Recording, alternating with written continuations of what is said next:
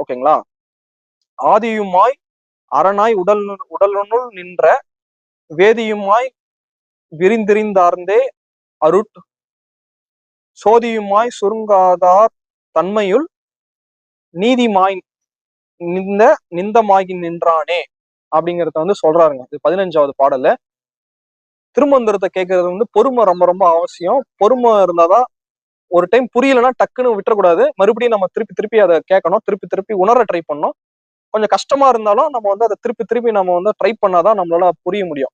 அதுக்குதான் பாத்தீங்கன்னா திருமூல சித்தர் எளிமையா சொல்றாரு. நானும் கொஞ்சம் எளிமையா சொல்ல ட்ரை பண்றேன். நீங்களே பண்ணுங்க ஃப்ரெண்ட்ஸ்.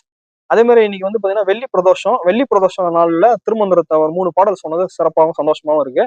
அதுல வெள்ளி பிரதோஷம்னா பாருங்க, சொன்ன உடனே நந்திய பெருமானா சிவபெருமான நந்தியும் கத்துது. நந்தினா மாடும் கத்துதுங்க. ஓகேங்க, சொல்றது ஒரு நல்ல வைப்பா இருக்கு.